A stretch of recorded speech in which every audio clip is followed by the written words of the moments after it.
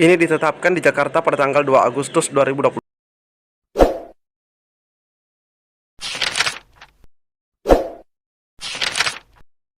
Bismillahirrahmanirrahim. Assalamualaikum warahmatullahi wabarakatuh. Di video kali ini, admin kembali berbagi kabar gembira buat rekan-rekan semua peserta P3K. Nah, di sini teman-teman yang gagal ya, mungkin bisa dikatakan begitu, yang gagal pada seleksi P3K 2022. Di sini ada kabar menarik yang admin dapatkan langsung dari website resmi Mempan RB. Nah, teman-teman bisa lihat ini informasinya 2 Agustus 2023, dan ini sudah dilihat oleh rekan-rekan semua 14.824 kali lihat teman-teman ya. Nah, mungkin sejauh ini teman-teman masih bingung apa sebenarnya kabar baiknya. Oke, nah di sini admin ingin sampaikan bahwa di sini ya, kabar baik yang akan admin bagikan itu terkait kebijakan reformulasi P3K teknis. Mungkin teman-teman masih bertanya-tanya, apa sih maksud dari kebijakan reformulasi P3K teknis yang dilakukan dengan pemeringkatan nilai terbaik? Nah, jadi teman-teman itu silahkan stay. Jika ada suara-suara berisik, abaikan saja. Oke, nah kebetulan suratnya sudah keluar, namun admin lebih memilih untuk mengecek melalui websitenya teman-teman ya.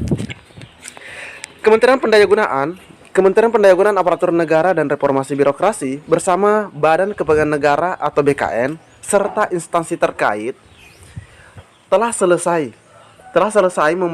membahas telaahan terkait hasil kelulusan seleksi pegawai pemerintah dengan perjanjian kerja atau P3K teknis tahun 2022 yang lalu. Hasilnya, kebijakan reformulasi rekrutmen P3K teknis diberlakukan pada 2022 dengan optimalisasi berupa pemeringkatan atau ranking pada setiap jabatan yang formasinya belum terpenuhi.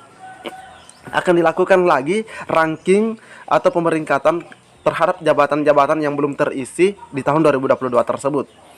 Hal ini dituangkan dalam keputusan Menteri Pan RB nomor 571 tahun 2023 tentang optimalisasi pengisian kebutuhan jabatan fungsional teknis pada pengadaan P3K tahun anggaran 2022. Jadi seleksinya di tahun 2022 kan banyak yang tidak lolos teman-teman ya, karena ada yang mengatakan passing grade-nya tinggi atau nilai ambang batasnya tinggi, tapi ada juga sebenarnya yang sudah lulus ya. Namun banyak jabatan-jabatan yang kosong. Nah, jabatan yang kosong itulah yang akan diisi dengan melakukan optimalisasi. Reformulasi nilai ambang batas seleksi kompetensi teknis ditetapkan berdasarkan nilai terendah pada jabatan yang sama. Jadi nilai terendahnya, misalnya kan teman-teman ya, untuk mengisi suatu jabatan nilai terendahnya misalnya anggaplah 500 poin. Itu sudah bisa. Nah, jika teman-teman misalnya kalah pada waktu itu, misalnya nilainya 500 tapi terkalahkan yang lain ya, ada yang kosong. Nah, teman-teman itu bisa mengisi. Oke. Jadi misalnya nanti akan dilihat lagi nilainya lagi teman-teman ya. Jadi maksudnya seperti ini teman-teman ya. Misalnya ini berdasarkan nilai terendah pada jabatan yang sama. Misalkan ada satu jabatan yang membutuhkan nilai passing grade misalnya 500 poin. Teman-teman ya. Nah, teman-teman mungkin ada yang tidak lulus karena dianggap tidak passing grade ya. Salah satu nilai kompetensinya itu tidak memenuhi. Misalnya di wawancaranya tidak tuntas meskipun nilainya 570. Itu tidak memenuhi karena wawancaranya tidak memenuhi. Nah, maka itulah yang akan dilakukan reformulasi teman-teman ya. Akan direformulasi atau dioptimalisasi dengan melihat orang-orang yang nilainya di atas 500 itu boleh mengisi jabatan tersebut. Nah, ya teman-teman ya, tapi dilihat juga dengan nilai-nilai saingannya. Nah, oke. Berdasarkan nilai terendah pada jabatan yang sama, yang formasinya belum terpenuhi atau pelamarnya tidak memenuhi nilai ambang batas. Nah, ini ya, yang pesertanya tidak memenuhi nilai ambang batas. Nah, nilai ambang batas ya, artinya jika sudah terisi maka tidak bisa digantikan oleh nilai di bawahnya.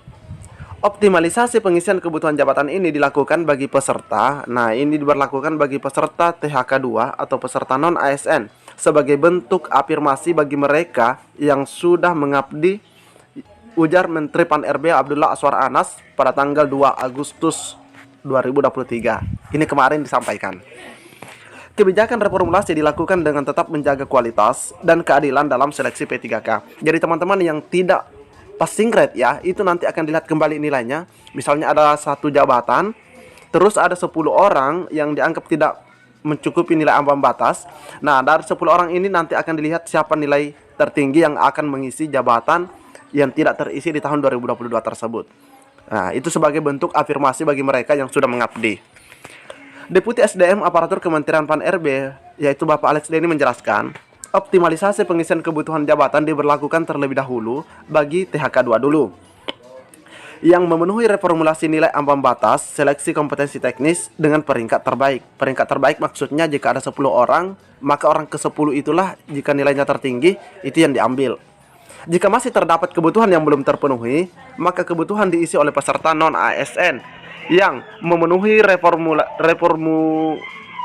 reformulasi ya, nilai ambang batas seleksi kompetensi teknis dengan peringkat terbaik. Pada seleksi P3K 2022, pemerintah menetapkan 567.983 dari total 1.200.429 kebutuhan nasional untuk seluruh instansi pemerintah. Jumlah tersebut termasuk pelamar prioritas untuk guru. Nah, ini ya.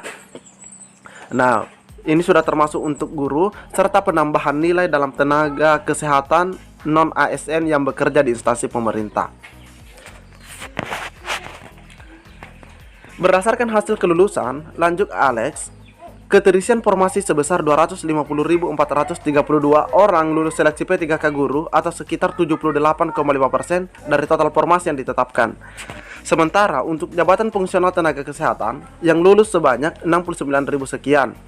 Sedangkan tenaga teknis yang dinyatakan lulus sejumlah 51.687.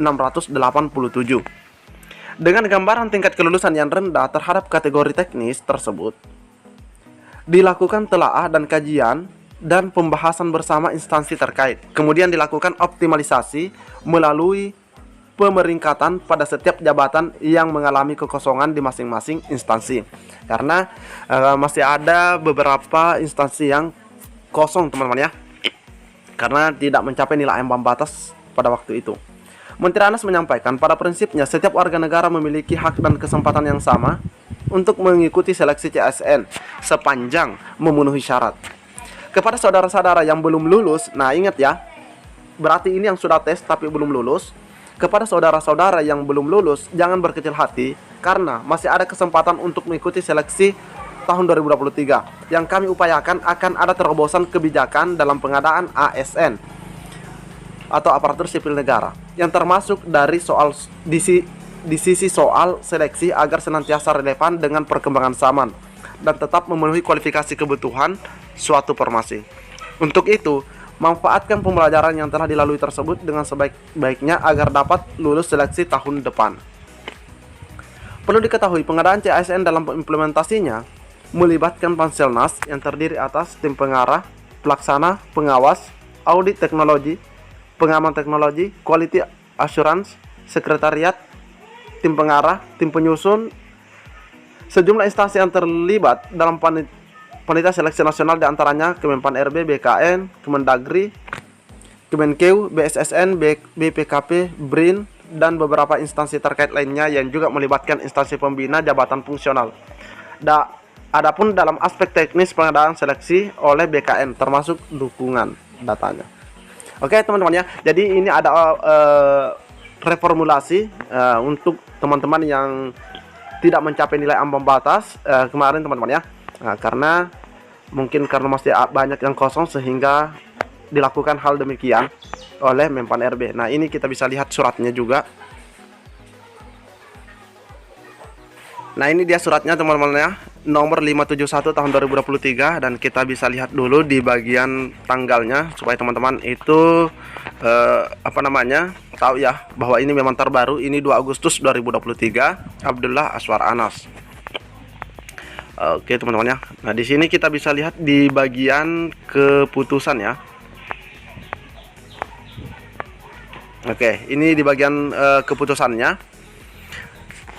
Keputusan Menteri Menpan RB tentang optimalisasi Pengisian kebutuhan jabatan fungsional teknis pada seleksi pegawai pemerintah dengan perjanjian kerja tahun anggaran 2022.